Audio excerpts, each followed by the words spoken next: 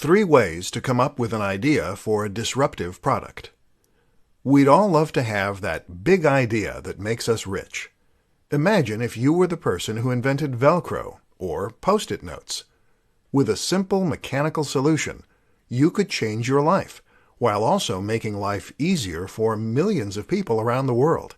Not only would your own day-to-day life become much happier and easier, millions of dollars will do that, but you'd get to enjoy the incredible sense of accomplishment that only comes from doing it on your own. But can you force an idea to come? How do you encourage that spark of inspiration? Here are a few experiments you can use to trigger that next big idea. 1. Think about things that frustrate you. In business, this is called a process fix. It involves looking at the routine activities of that organization and then seeing where that routine could be improved upon. The thing is, you can also apply the notion of the process fix to real life. That might mean making it easier to open cans, making toothbrushes last longer, or defrosting the car more efficiently. In other words, ask yourself what you find to be regularly frustrating, and then challenge yourself to come up with a solution in product form. Chances are that if you could benefit from it, so too could other people. 2. Combine 2 useful products. They say there is no such thing as a completely novel idea. That instead, the closest thing is to combine 2 existing ideas into something new. Well, why not embrace that reality by simply combining 2 ideas you like into one new idea? You see tons of inventions that work this way and serve a dual purpose, thereby removing the need to order 2 separate items, and they're often very successful. 3. Go for the next big thing. Many of us dream of products we wish existed, but which we know are impossible to make. Often, a good way to come up with a great idea is to look at those ideas and then try to make them more realistic. How can you take an idea that's impossible and create the next best thing using the realistic resources you have available to you?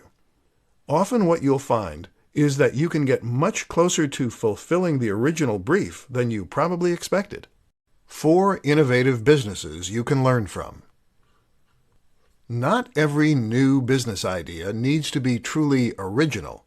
You can actually create a very successful business using only tried and tested formulas, and not even venture out that much into the unknown.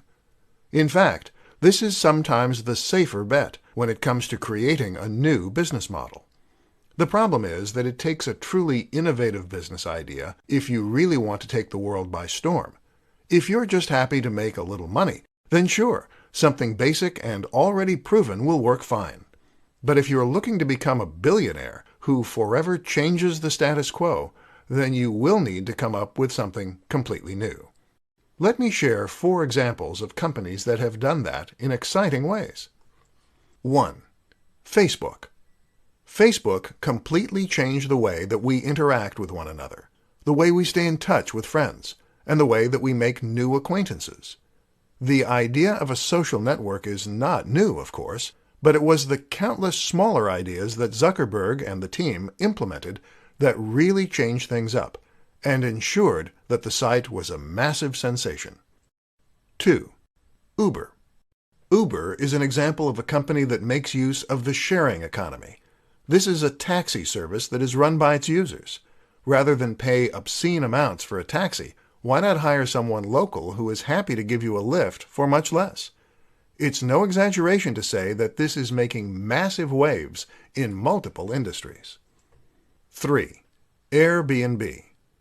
Airbnb is another example of a company that makes use of the sharing economy, this time by letting people share their spare rooms and outbuildings as alternatives to hotel rooms. Once again, this is changing industries, the hotel industry, and even the property market. 4. Nintendo. The House of Mario is a company that is constantly innovating, whether it's with motion controls or new gameplay mechanics.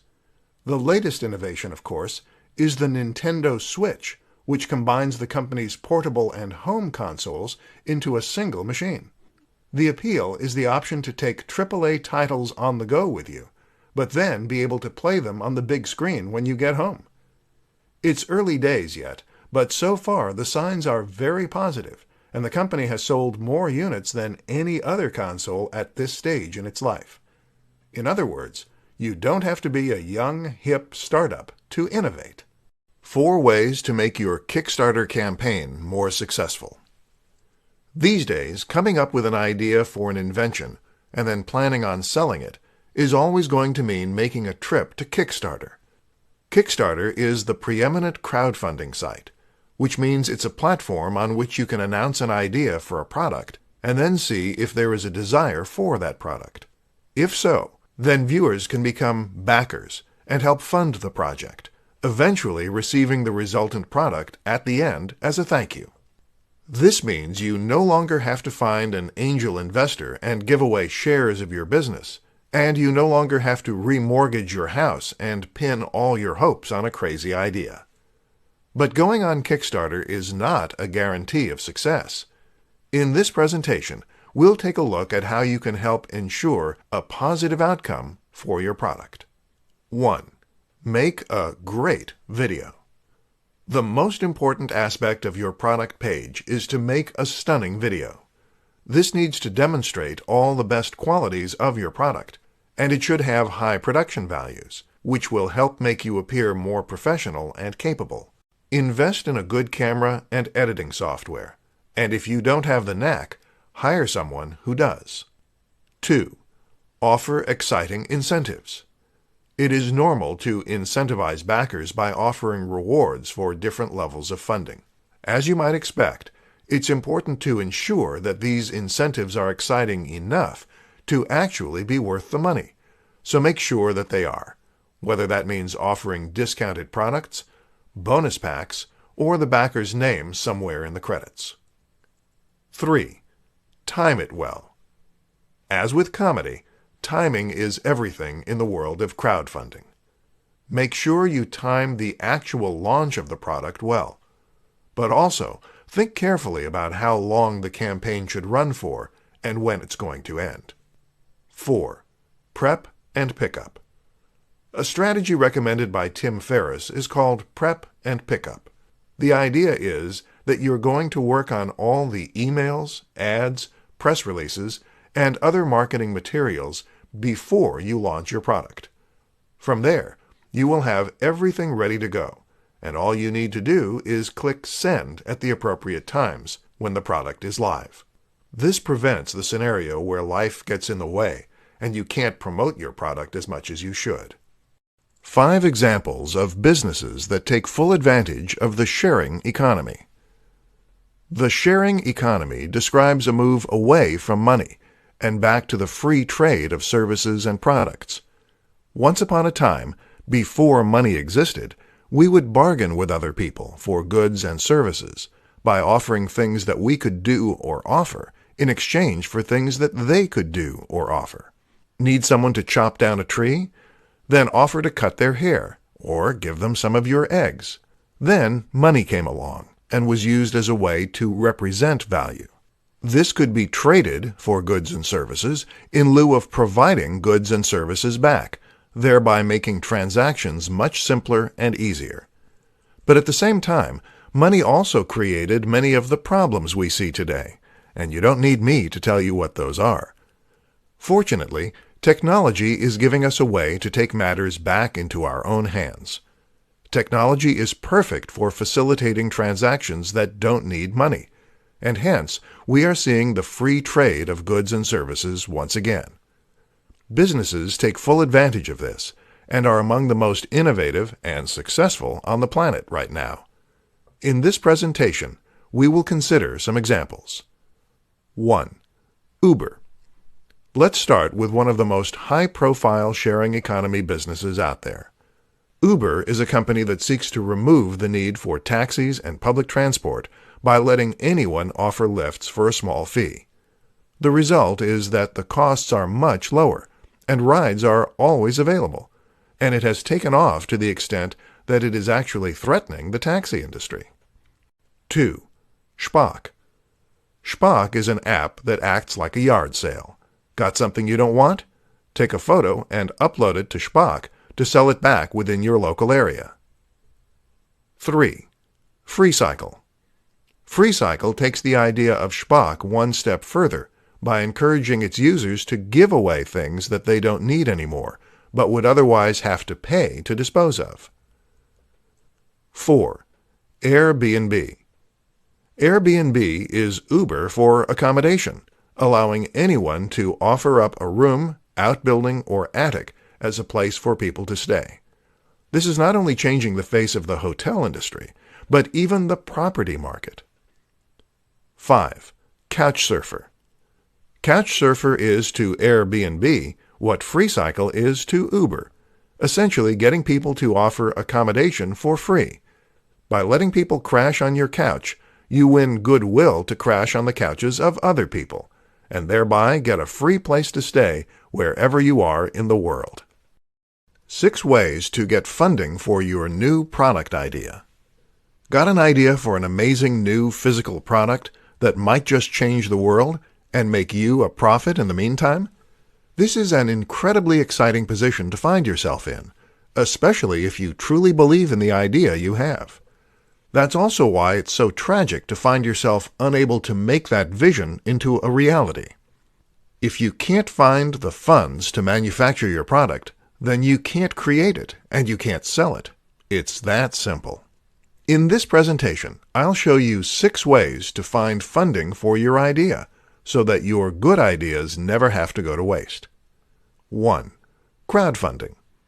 Crowdfunding means that you raise money from the crowd, aka the general public. You put forward your idea, show a working prototype in a video, and explain what it does. You then explain why you need money to make your idea a reality, and you give away some kind of reward in return.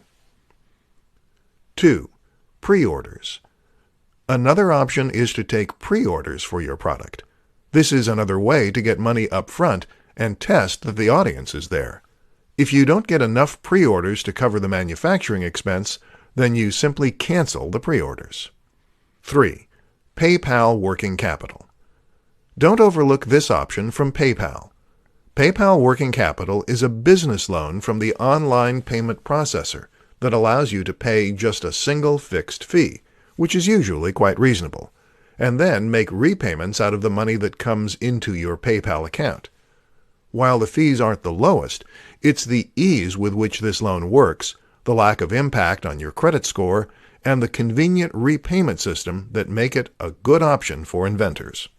4. Credit card loan. A credit card loan isn't the most elegant solution, but it certainly works. Other loans include a bank loan or a loan from the bank of mom and dad. 5. Investors. Finding a loan from an angel investor is arguably the most stressful option for getting funding, but it's also the one that can potentially reap the most rewards, especially if you are also getting the advice and help of those investors to encourage your product to grow at the fastest rate and stand the best chance of succeeding. 6. Bootstrapping. My personal favorite.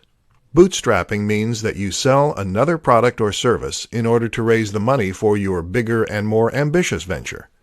Think of this as slowly scaling up your business and your ambition. How to create your own software-as-service business.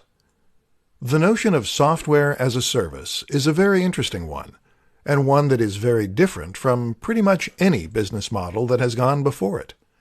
The idea is that you are providing a service, whether that's web design or contact management, and that this service is going to be provided automatically by using a piece of software. So instead of building websites for your clients, you are offering a piece of software that can do that for them.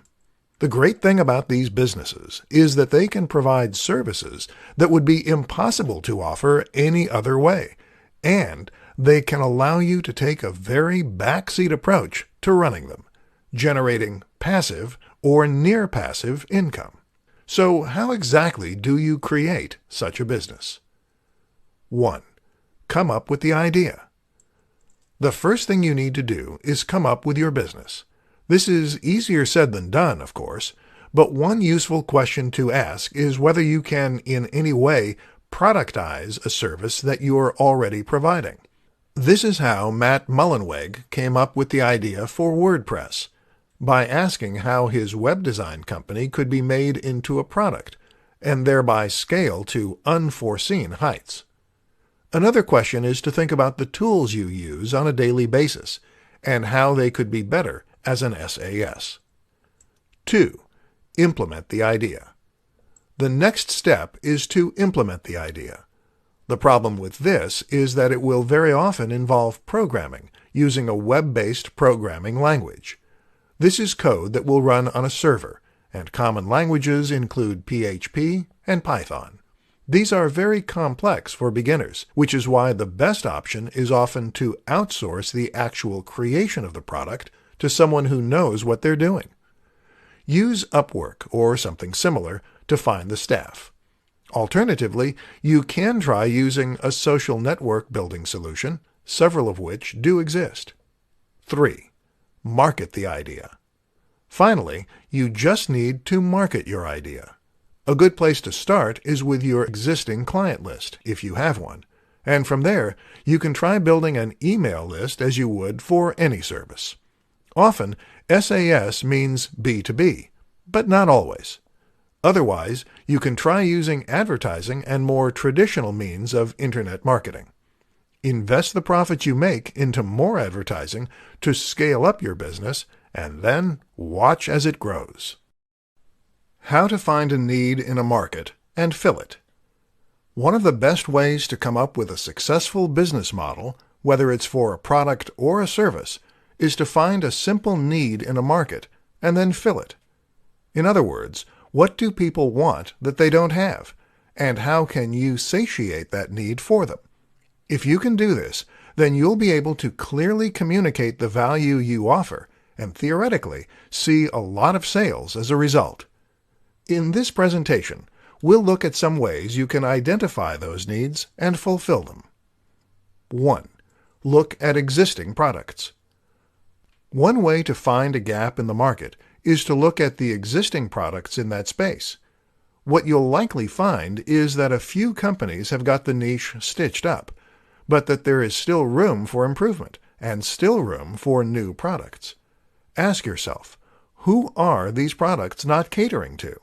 What don't these products do that could be useful? 2.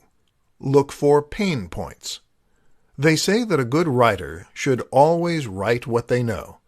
Likewise, a good business strategy is to always stick with industries and niches that you understand. In other words, when you choose what you want to make or offer, it is best to choose something that you understand, rather than something that you've never used or experienced yourself. This way, you can think back to your own personal experience of that thing, and ask yourself what could have been done better. Or if there is a product or service you use every day and it fails, ask yourself how that product could have been made any better. Is that something you can fix? 3. Survey the market. Another simple way to find things that aren't out there is to survey the intended market. In other words, ask the people you're selling to what they would like to see more of and where they feel their needs aren't being met. 4. Consider smaller cross-sections. Speaking of the market, have a think about who the market includes and whether there is a group within that market which has distinct needs not felt by the rest. Maybe people who work night shifts could benefit from a twist on an existing product, or people with a certain disability. All these strategies can be fantastic ways to find new business opportunities. But remember that what made Steve Jobs so innovative and successful was his ability to anticipate what the market needed before the market knew itself. How to market your new disruptive idea. Got a new idea for a product or service that is going to be truly disruptive and change the way we see the world? Great. Only you're not the first, and you probably won't be the last either. The thing is, ideas are a dime a dozen, and actually the hard part is marketing those ideas and getting them to sell. That's where the marketing part comes in, and that's the difficult part. Unfortunately, it's even harder in many cases when your idea is exciting and new. Why? Because there is less point of reference and less context that you can use to explain your idea. So how do you get the word out about your new concept? Let's look at some options. In the beginning, the main aim of your marketing is often going to be explaining what your product is. This is your elevator pitch, and it's important that you've come up with a simple way to explain succinctly and clearly what your idea is, who needs it, and what they need it for. Another useful concept is to focus on the value proposition. In other words, where does the value come from with your new service or product? How does using this product make life better? Will your users be richer? Will they have more fun? Or will it improve their health? While the how and the what might be new, very often the why will be universal, and this will be key in communicating your message. In order to do any of this, though, you're going to need to think about whom your product is marketed to, and who will want to use it. This will tell you where to present your message, and how to present it. Have a think about the typical demographic that is likely to use your product, and think of comparable products and whom they are targeted at. Looking at comparable products is also a good way to get inspiration for your marketing. Finally, don't be afraid to embrace the newness of your product or service. In other words, if your product is so different that it stands out, then this can actually help it spread by word of mouth. Consider those 5-finger shoes by Vibram. These drew the eye so much that they practically marketed themselves. How can you get people talking about your brand? How to test an idea before bringing it to market. One of the worst things you can possibly do as an entrepreneur or any business person is to invest a huge amount of time and money into an idea that doesn't have an audience. If you spend thousands of dollars or countless hours developing a product that no one buys, then of course it is going to be money down the drain. And of course that may sound obvious, but it is an unfortunate reality that happens far more frequently than you might think. The problem is that we will often assume that because we want a certain product, that there must be market demand for it too. Or because something has been successful in the past, it will likely be successful in the future. This is not the case, however, and if you want to ensure your product will be successful, then there are some different precautions you need to take. In this presentation, we'll learn what those are. 1. Validation. In business terms, we call what we just described validation. The aim is to validate an idea for a product or business, and then test if it really has appeal. One way of doing this is to try selling the product or service before it's finished. You can do this by offering a beta test of sorts, by taking pre-orders, or even by having a sales page that informs the buyer you're out of stock only once they try to make a purchase. This is important because very often people will say they're interested in an idea, but they're not necessarily willing to pay for it. To test if your idea truly has legs, you really need your audience to put their money where their mouth is. Then you can calculate how much money you would have made and whether or not that would have been enough to make the work worthwhile. 2. Fail fast. A similar approach is to invest as little time and money into an idea as possible, but still release the product or service. This way, you can then start selling it as quickly as possible and testing to see if there's an audience there. If the product sells as is, called an MVP or minimally viable product, then you can invest more time in developing it and marketing it. If not, you move quickly on to the next project. Hence, fail fast. Top mistakes that new entrepreneurs make. Got a big new idea? Great. In all likelihood, you're probably extremely excited to bring it to market, whether it's some kind of service or some kind of physical product. Either way, though, you are now at a crossroads. People have amazing ideas all the time, but it is rare that they actually do anything useful with those ideas. All too often, those ideas don't come to anything because the person with the said idea never takes a chance on it, or because they go about it in the wrong way. Here are some of the most common mistakes that have robbed the world of truly incredible ideas, and what you can do to prevent the same fate happening to your own innovations. 1. Not validating the idea. Validation essentially means testing that there is an audience for a product or service. Having a great idea is one thing, but having a great idea that will sell is another. And if you want to make this a business, then you need to be able to sell it. To find out, you need to do some kind of trial run. This could mean selling a beta version, taking pre-orders, or running a Kickstarter. Anything, as long as you are actively testing to see if the demand is there. 2. Not getting help. Too many inventors and innovators want to do everything themselves. Want to make a website? Then perhaps you think you have to create the logo yourself and learn HTML and Python. No. The way real professionals do it is to always outsource the most difficult parts of the process. This will save you time, and it will also result in a more professional final product, because it will be built by people who do this stuff for a living. 3. Not telling anyone the idea. Why don't entrepreneurs get help? Often it's because they don't want to tell people their ideas. Well, that makes it very hard indeed to get funding or even advice. If you're serious about your idea, then you need to start talking about it as soon as possible. Don't worry about people stealing your ideas. Either they have their own ideas, or they don't have the means to do anything about your idea. The best way to protect an idea is to do it first and to do it best. In other words, stop making excuses and just do it.